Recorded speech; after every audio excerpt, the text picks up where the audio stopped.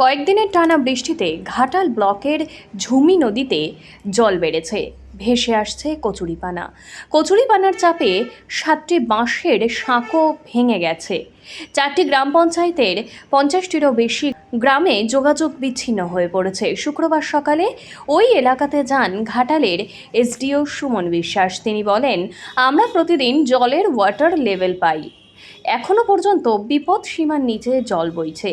নদীর ওপর বাঁশের সাঁকোগুলি ভেঙে যাওয়ায় নৌকোয় পারাপার চলছে। এসডিও স্থানীয় পঞ্চায়েত এবং ব্লক প্রশাসনকে নির্দেশ দিয়েছেন যাতে নৌকাতে একসাথে বেশি মানুষ না তোলা হয় এবং প্রয়োজনে লাইফ জ্যাকেট রাখার জন্য প্রতিটি নৌকা যাতে ফিট থাকে সেই বিষয়ে নির্দেশ দিয়েছেন তিনি।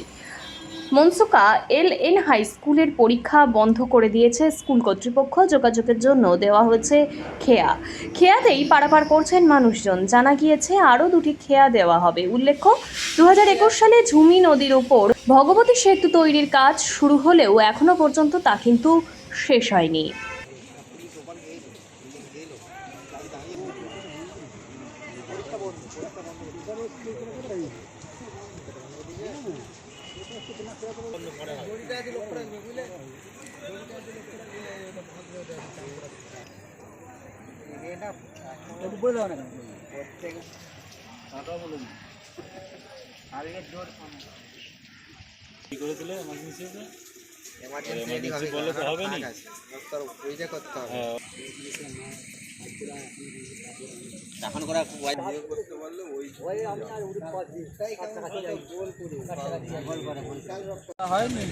বানা এসে গেলে এই পোলগুলো সব ভেঙে চলে যায় বা পারাপারে যোগাযোগের খুবই সমস্যা হয়, কারণ এটা তো বন্যা এলাকায় বেশিরভাগ এই সমস্যাটা হয়। এবার পোলটা যে হচ্ছে ওটাও অনেক একটু দেরি হয়ে যাচ্ছে, মানে দীর্ঘদিন ধরেই হচ্ছে, বহুদিন হয়ে যাওয়ার কথা।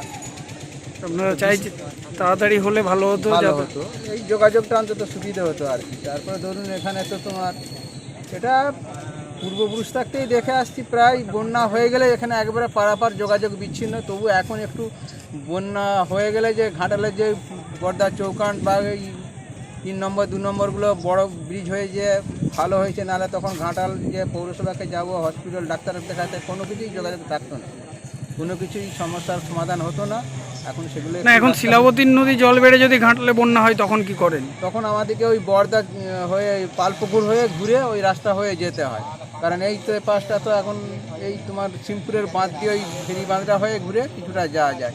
এবার বাঁধটা যখন এই বাঁধের উপর এক কোমর এক গোলা জল হয়ে যায় তখন তো আর কিছুই করার থাকবে না, যাতায়াত একবার সেরে তখন চিকিৎসা বা কোনো কিছুই করার নেই। কিছু ওই যদি নৌকা থেকে থাকে নৌকা করে কোয়াক ডাক্তারকে এনে বা তার কাছে গিয়ে এই পরিষেবাটাই পাওয়া যায়, এছাড়া আর কোনো কিছু পাওয়া যায় না। প্রশাসনের তরফে কি কি ব্যবস্থা নেওয়া হয়? বন্যার সময় তরফের যে অঞ্চল থাকতে যেগুলো নেওয়ার দরকার ওরা যে সব নৌকাগুলো আনে, বাকি পৌরসভা থাকতে অনেক সময় যেগুলো ওই বুটবুটি নাকি কি বলে নৌকার চালিত বোর্ড চালিত সুইচ বোর্ডগুলো দিয়ে ওরা পরিষেবা দেয়। আর খাবার দাবার বা এই পানীয় জলের ব্যবস্থা এখন অভাব নেই, কারণ এখন খাবার বন্যা হলে তো বেশি হয়ে গেলে দেয়। কারা দেয়? প্রশাসনের তরফে প্রশাসন থেকেই দেয়। পানীয় জলের অভাব হয়? জলও দেয়, জল সবের প্যাকেটে করে জল ভরা থাকে, সেটা প্যাকেট জল সবই দেয়। আপনার নাম? আমার নাম শিবরাম মান্না। তারপরে বিপজ্জনকভাবে নৌকোয় করে পারাপার করতে হয়, পঞ্চায়েত তরফে কি ব্যবস্থা নেওয়া হয়েছে? পঞ্চায়েত তরফে বলতে আমাদের এখন 3টে ঘাট আছে, 3টে ঘাটের পানার চাপের জন্য সেইভাবে নৌকাও দিতে পারছে না। একটা নৌকা এখন চালু আছে, আর 2টো নৌকা কথা বলেছি তারা শীঘ্রই চালু করে দেবে। আর 2টো ঘাট, যেটা ঘোরই ঘাট আর বেড়ার ঘাট আছে, 2টো ঘাট ওরাও শীঘ্রই চালু করে দেবে। চালু করে দিলে এটা মোটামুটি চাপটা কমে যাবে। এখন বন্যা সেই রকম হয় না, কিন্তু আমাদের এখানে পানার চাপেই মেন হচ্ছে সমস্যাটা হয়েছে। ভেঙে গেছে সব কটা? একবারে সব কটা, বালিডাঙ্গা থেকে শুরু করে মোটামুটি নিচে পর্যন্ত যা আছে সব ভেঙে গেছে। তাহলে যাতায়াতের একমাত্র নির্ভর নৌকা। কিন্তু নৌকোগুলিতে বিপজ্জনকভাবে যাতায়াত হচ্ছে। লাইফ জ্যাকেট বা এইগুলি আপনারা লক্ষ্য রেখেছেন যে নৌকোগুলিতে লাইফ জ্যাকেট আছে কিনা? লাইফ জ্যাকেট বলতে লাইফ জ্যাকেট তো এখানে ব্যবস্থা নেই, কোনোদিনও থাকেও না সেই রকমভাবে। এবারে খুব যদি আরও যদি বড় যদি বন্যা হয় তখন একটা নৌকোয় কতজন নেওয়া চলবে, বেশি লোক নেওয়া হচ্ছে কিনা সেগুলো লক্ষ্য রাখছেন? এইরকমই যায়, বেশি যায় না। সিভিক দেওয়া থাকে, দুদিকে দুজন সিভিক থাকে। আপনারা লক্ষ্য রেখেছেন নিজেরা? হ্যাঁ, আমরাও আছি, সিভিক দিকে ওদের সঙ্গে কথা হচ্ছে মাঝে এর মাঝে, থেকে বেশি জল বাড়লে কি করবেন? তখন বন্ধ থাকে কী করা যাবে, নৌকো বন্ধ মানে যাতায়াত পারাপার। পুরো পাড়া বিচ্ছিন্ন, যোগাযোগ বিচ্ছিন্ন, নদী যখন কানায় কানায় হয়ে যায় বিচ্ছিন্ন। মানে কোনোভাবেই যাতায়াতের জায়গা, ওপারে যাওয়ার জায়গা থাকে না। না না। আপনি এখানে প্রধান, হ্যাঁ হ্যাঁ, কি নাম? মিলন পাত্র। কতটা জল বাড়তে পারে এখনো ঝুমি নদীর?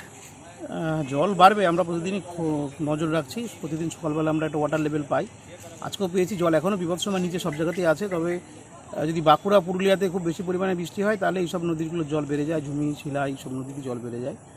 তো আমরা নজর রাখছি, এখনও বিপদের কোনো আশঙ্কা নেই। তবে সমস্যা যেটা হয় সেটা হচ্ছে ঝুমি নদী বা শিলাবতী নদীর উপরে অনেকগুলি বাঁশের সাঁকো তৈরি করা আছে, যেগুলি মানুষের লাইফ লাইন এপার ওপার হওয়ার জন্য। তো সেগুলি সব ভেঙে গেছে, এবং সেইগুলি ভাঙার জন্য এলাকার মানুষের দুর্ভোগ আছে, যেটা যে নৌকা করে পেরোতে হয় বছরের কয়েকটা মাস। পাশে একটা স্কুল আছে এখানে, মনসুখ এলেন হাই স্কুল, তো তার বেশিরভাগ ছাত্র এপার থেকে যায়। তো যারা এপার থেকে যায় তাদের পক্ষে এই সমস্যা হচ্ছে, এখন নৌকা করে পারাপার করতে হয়। ব্রিজটা হচ্ছে, ব্রিজটা এখনও সময় লাগবে, আশা করি এই বছর বা সামনের বছর হয়তো শেষ হবে, সামনের বছর শেষের দিকে।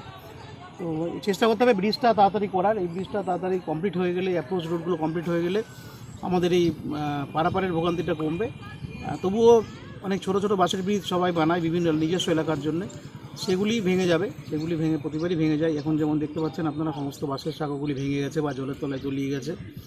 এগুলির জন্য সমস্যা মানুষের হয়, সেই অনুযায়ী তারা ব্যবস্থা গ্রহণ করে। নৌকা পারাপার হচ্ছে, এটা নজর আমরা রাখবো যাতে করে নৌকাগুলি সেফ সিকিউরিটিভাবে পারাপার করে। কারণ আমরা দেখেছি যে অনেক মানুষ একসঙ্গে নৌকায় উঠে যায়, সেই ক্ষেত্রে নৌকাতে লাইফ জ্যাকেট রাখা বা নৌকাগুলি মেরামত করে যেন ফিট করে নেয় ওরা, সেটা একটু আমি পঞ্চায়েত প্রশাসনকে বলবো, লোকাল বিডিও সাহেবকে বলবো যে যতগুলি ঘাট আছে সেগুলো একটু ইন্সপেকশন করা, নৌকাগুলি একটু দেখা, যাতে করে যে নৌকাগুলি চলবে সেগুলি যেন মোটামুটি সেফ থাকে, সেটা আমরা নজরদারি করব।